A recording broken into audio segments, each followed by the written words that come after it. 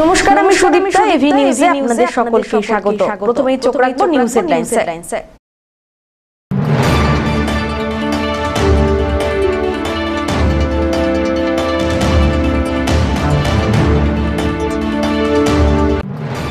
তৃণমূল নেতার দাদাগিরিতে অতিষ্ঠ, শেষমেশ পুলিশ সুপারের দ্বারস্থ হলেন গ্রামবাসীরা।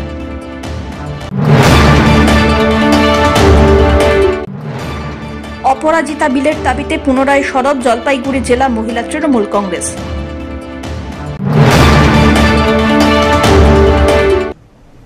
এবার আসছে বিস্তারিত সংবাদে।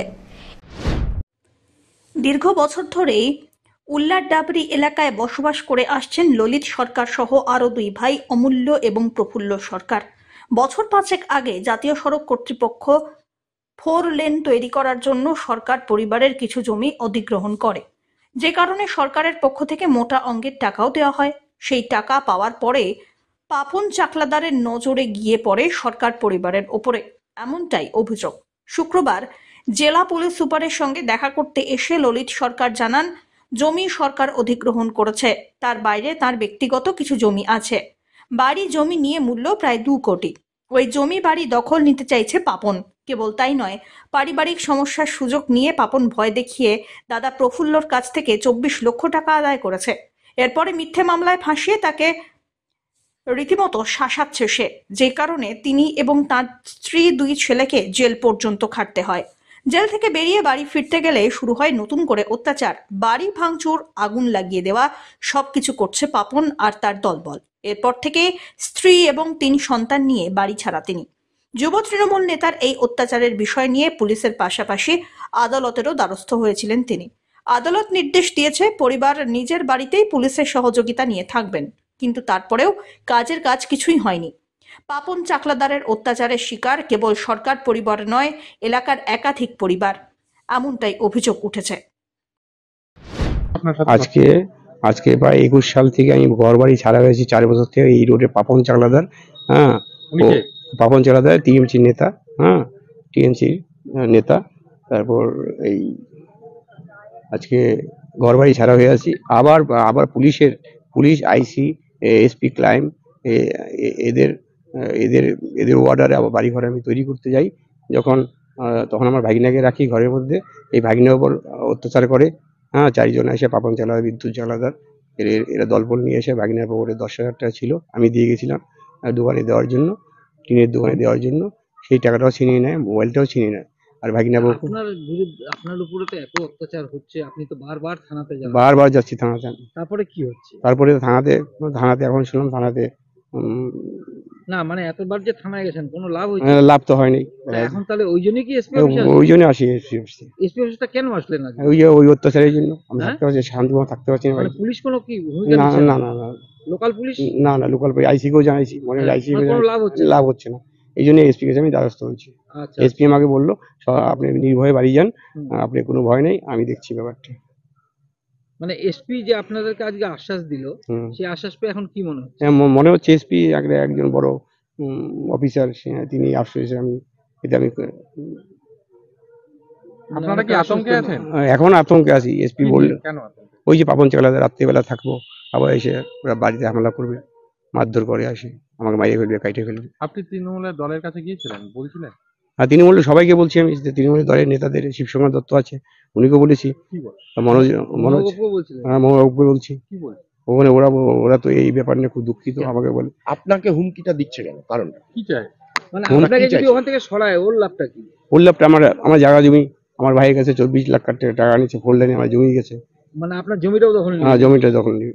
ওটা আমাদের যখন ক্যাসাল করে জমিতে হাল মারতেও যায় ট্রাক্টর নিয়ে, তখন ওইখানে আপনার কতখানি জমি আছে এবং তার দাম এখন কত হবে, বাজার দাম?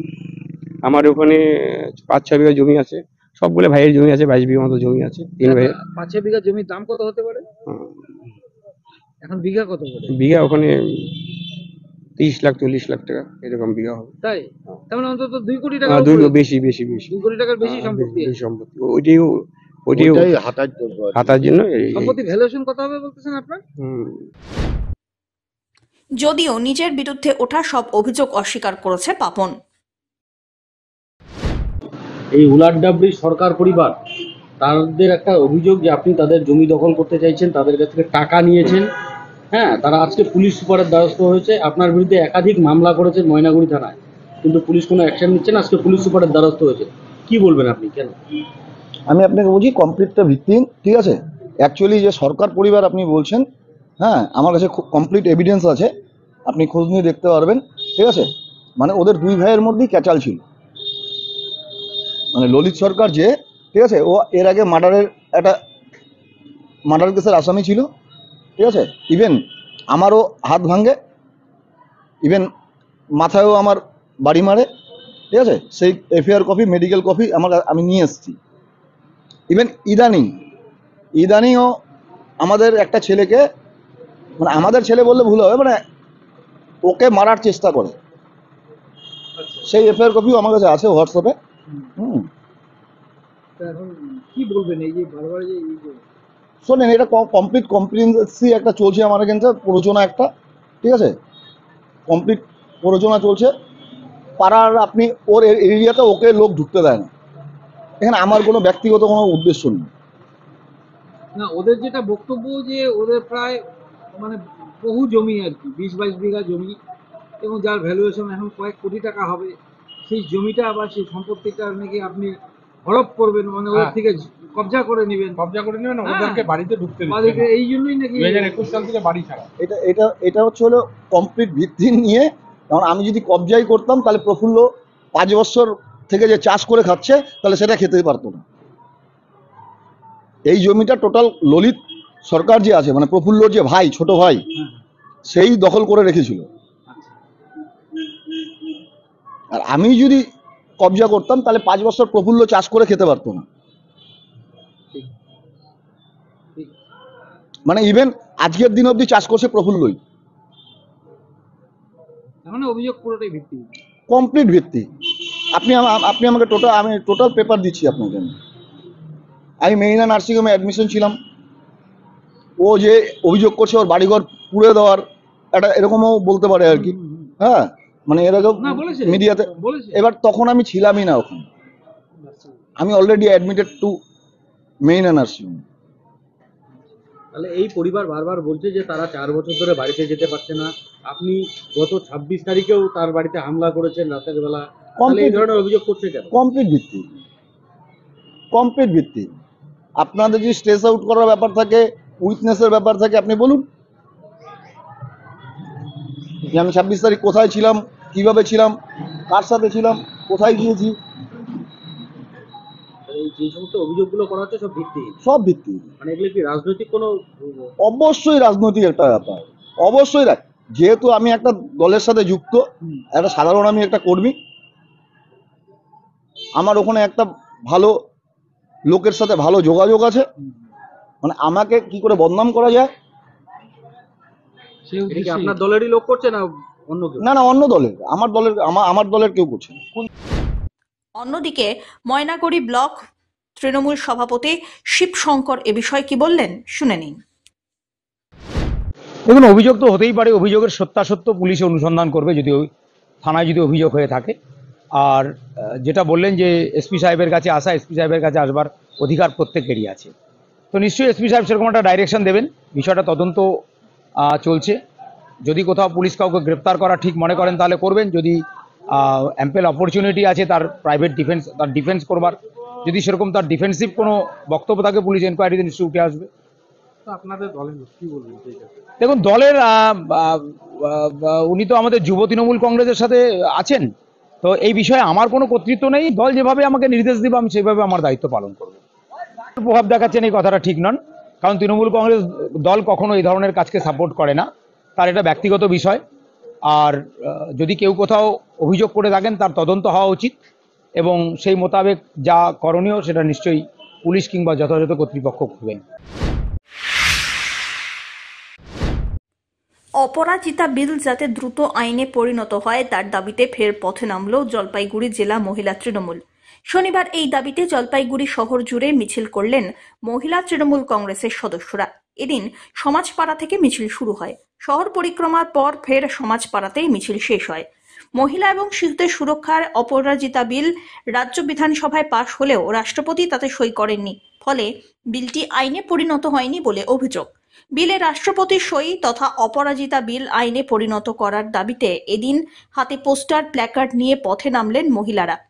সংগঠনের প্রেসিডেন্ট নূরজাহান বেগম জানান, রাজ্য তৃণমূল মহিলা কংগ্রেসের সভানেত্রী চন্দ্রিমা ভট্টাচার্যের নির্দেশে সকলে মিলেই এই প্রতিবাদে সামিল হয়েছেন। তারা চান শিশু এবং মহিলাদের সুরক্ষায় অপরাজিতা বিলটি রাষ্ট্রপতি দ্রুত সই করুন এবং সেটি আইনে পরিণত হোক। দাবি পূরণ না হলে আগামী দিনে ব্লকে ব্লকে বুথ স্তরে প্রতিবাদ আন্দোলনের হুঁশিয়ারি দিয়েছেন তিনি। মহিলা কংগ্রেসের সভানেত্রী মাননীয় চন্দ্রিমা ভট্টাচার্যের নির্দেশে আজকে জলপাইগুড়ি জেলা মহিলা তৃণমূল কংগ্রেসের উদ্যোগে আজকে আমাদের জলপাইগুড়ি শহর ব্লকে সমস্ত ব্লক থেকে ব্লক প্রেসিডেন্টরা এবং তাদের নেতৃত্বে আমার বুথের কর্মীরা আজকের এই রাজপথে আমরা প্রতিবাদ মিছিলে সামিল হয়েছি।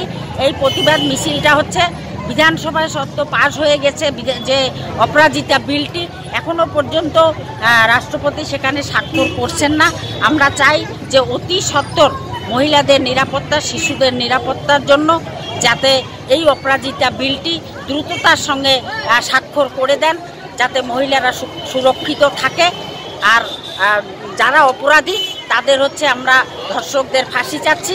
এই দাবিতেই আমরা আজকে আগামী দিনে কি আছে কর্মসূচি যদি এই বিল না পাস হয়? এই বিল পাস যদি না হয় আমরা ব্লকে ব্লকে আমরা এটার তীব্র প্রতিবাদ করব এবং বুথে বুথে এই প্রতিবাদ আমরা নিয়ে যাব মহিলারা। সব্যসাচী মজুমদারের রিপোর্ট, এভি নিউজ।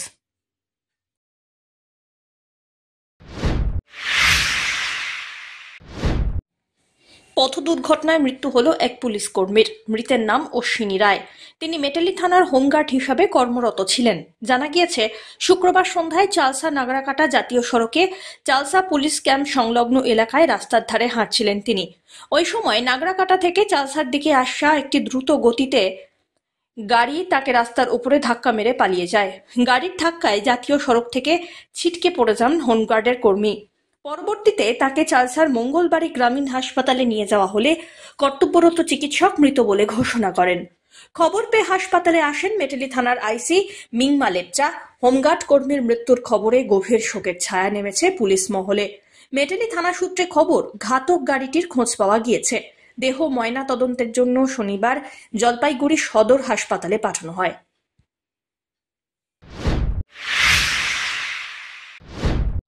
শীতের রাত, বাড়ির সকলেই গভীর নিদ্রামগ্ন। সেই সময় বাড়ির ভিতরে থাকা ছাগলের ঘেরা বেড়া ভেঙে ভেতরে ঢুকে একটি ছাগল তুলে নিয়ে যাওয়ার চেষ্টা করল চিতা। ডুয়ার্সের মাটিয়ালি ব্লকের দক্ষিণ ধুপছড়ার ভগতপাড়া এলাকায় ঘটে এই ঘটনা। এই এলাকায় আতঙ্কের পরিবেশ সৃষ্টি হয়েছে ঘটনার ফলে। এলাকাটি গরুমারা জঙ্গল সংলগ্ন। এলাকার পাশে বেশ কয়েকটি ছোট চা বাগানও আছে। ভগতপাড়া এলাকার বাসিন্দা কণিকা রায়ের বাড়িতে ঘটে এই ঘটনা। খবর ছড়িয়ে পড়তেই শনিবার সকালে বহু মানুষের ভিড় হয়। বাড়ির মালিক কণিকা রায় জানিয়েছেন, রাত্রি তখন 2:30 হবে। শব্দ পেয়ে ঘর থেকে বেরিয়ে দেখেন চিতাবাঘ ছাগলকে গলায় ধরেছে। সেই সময় চিৎকার করলে চিতাটি ছাগলকে ফেলে পালায়। কিছুক্ষণ পর ছাগলটি মারা যায় অবশ্য। স্থানীয় বাসিন্দারা এলাকায় চিতাবাঘের উপদ্রবে রীতিমতো আতঙ্কিত। হাতি এবং চিতার উপদ্রব রুখতে এলাকায় বনকর্মীদের নিয়মিত টহলদারির দাবি জানাচ্ছেন বাসিন্দারা। চিতাবাঘ ধরতে এলাকায় বন দপ্তরের তরফে খাঁচা বসানোর দাবি জানিয়েছেন তারা। বন দপ্তরের তরফে বিষয়টি প্রয়োজনীয় পদক্ষেপ নেওয়ার আশ্বাস দেওয়া হয়েছে। হাতির 2টা-2:30টার সময় আসিল, না মুই মনে করছি বলে মাও বেটা বোধহয় দেবর না গেছে, তার জন্য চিৎকার করছে। তেমন অন তোমার হাতি কোন ডিসা ডিসি এই বিড়িয়ানো বিড়িয়া সেলা দেখা না ছাগলটা ইংরে পড়িয়াছিল তো মুই সেলা আনা দড়িয়া না কাটি দিন, কাটি দিয়ে মুই সব ওঠা দাও, ওঠা দিয়ে সময় দেখাচ্ছে রক্ত বাড়ি হচ্ছে। তো রক্ত বাড়ি হচ্ছে তো সেটা মুই বাদ দিনু, সেটা ওই বাচ্চাটা খুলিয়ে ঘর নিয়ে জানো। ধীমান রায়ের রিপোর্ট, এভি নিউজ।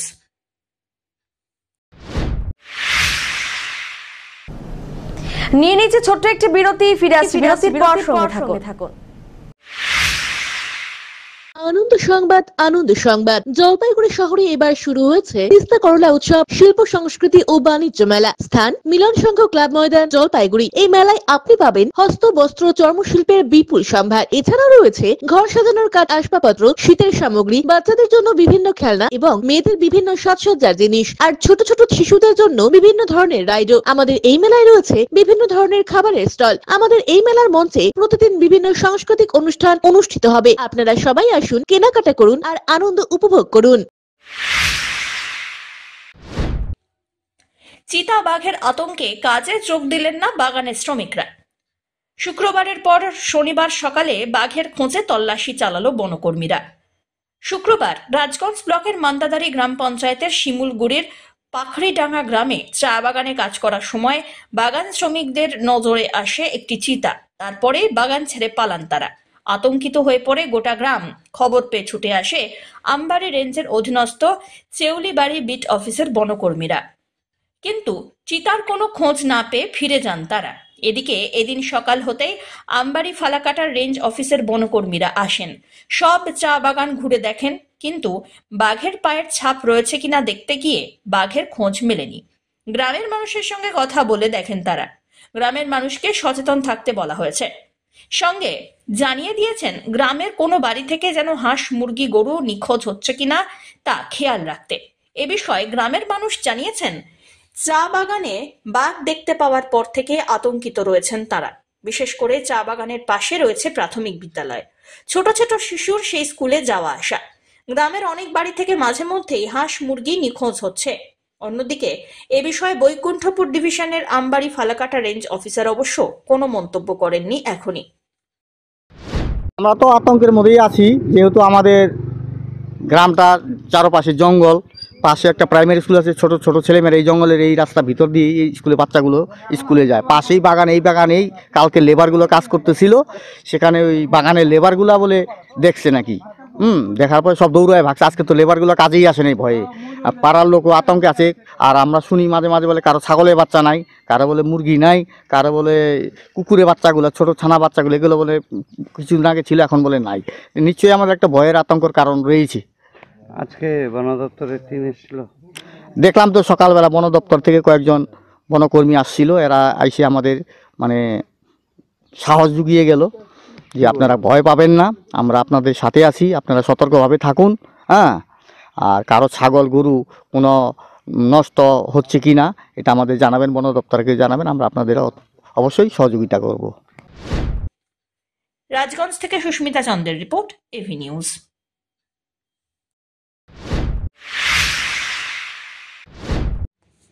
শনিবার দুপুর 1:30 নাগাদ উত্তরের সিকিমের লাচুং থেকে কাটাও সংযোগকারী চু ব্রিজ বা লাচুং ব্রিজ ভেঙে গেল, আর যার ফলে হলো বিরাট বিপত্তি। স্থানীয় সূত্রে খবর, একটি পণ্যবাহী লরি সমেত ব্রিজ ভেঙে যায়। যদিও এই দুর্ঘটনায় হতাহতের কোনো খবর নেই। অপর একটি বিকল্প সেতু দিয়ে যানবাহন চলাচল চলছে। মঙ্গন থেকে পর্যটকদের জন্য লাচুং, ইয়াংথাম এবং 0 পয়েন্টের সব ধরনের যাতায়াতের রাস্তা উন্মুক্ত রয়েছে বলে জানা গিয়েছে।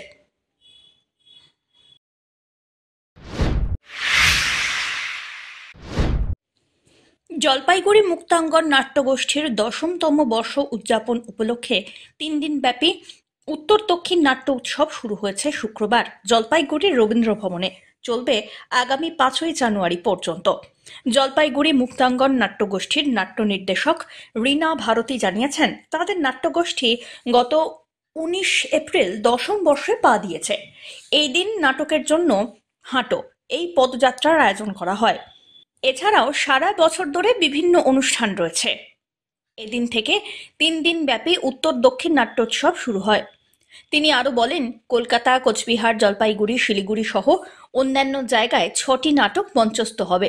দলগুলি উত্তর দিনাজপুরের বিচিত্রা নাট্য সংস্থা প্রযোজিত নাটক মেঘ, শিলিগুড়ির ইঙ্গিত নাট্য সংস্থার প্রযোজিত নাটক অমীমাংসিত, কোচবিহার কম্পাস প্রযোজিত নাটক না মানুষ জমিন, হলদিবাড়ি নাট্যায়ন প্রযোজিত নাটক মেথুয়া। এছাড়াও শান্তিপুর সাংস্কৃতিক প্রযোজিত 2টি নাটক গন্ধচালে এবং ফিরে দেখা। গত 19 এপ্রিল শুরু হয়েছিল পদযাত্রার মধ্য দিয়ে নাটকের জন্য হাঁটো। তার মধ্যে সারা বছর নানান অনুষ্ঠান হয়েছে। এই অনুষ্ঠান সূচিতেই রয়েছে এই আজকের এই 3 দিনব্যাপী উত্তর দক্ষিণ নাট্য উৎসব। সেখানে শিলিগুড়ি, হলদিবাড়ি, দক্ষিণ দিনাজপুর সমস্ত নাটক কোচবিহার সকলের নাটক থাকছে। কদিন ব্যাপী চলবে? আজকে থেকে শুরু হয়েছে, 5ই জানুয়ারি অবধি চলবে। এই 3 দিনে মোটামুটি কটি নাটক হবে? 6টি নাটক মঞ্চস্থ হবে। সব কি শহর কেন্দ্রিক নাকি বাইরের? না, বাইরের নাটক। কলকাতার নাটক আছে, কোচবিহারের নাটক আছে, হলদিবাড়ির নাটক আছে, দক্ষিণ দিনাজপুরের নাটক আছে, শিলিগুড়ির নাটক আছে। মূলত এই ধরনের উদ্যোগ কেন আপনাদের এই নাট্য উৎসব? এটা হচ্ছে বিভিন্ন শহরের সঙ্গে নাটকের আদান প্রদানের জন্যই এই উৎসবের আয়োজন করা। সব্যসাচী মজুমদারের রিপোর্ট, এভি নিউজ।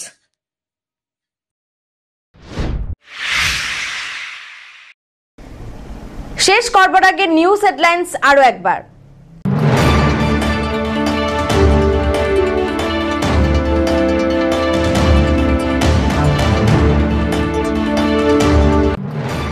তৃণমূল নেতার দাদাগিরিতে অতিষ্ঠ, শেষমেশ পুলিশ সুপারের দ্বারস্থ হলেন গ্রামবাসীরা।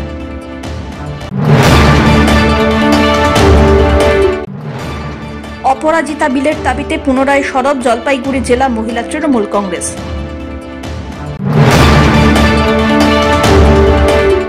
শেষ করবার আগে নিউজ হেডলাইন্স আরো একবার। এখনকার মতো এভি নিউজ এ পর্যন্তই। পরবর্তীতে আসছি আরো সংবাদ নিয়ে, দেখতে থাকুন আমার বিশেষ। নমস্কার।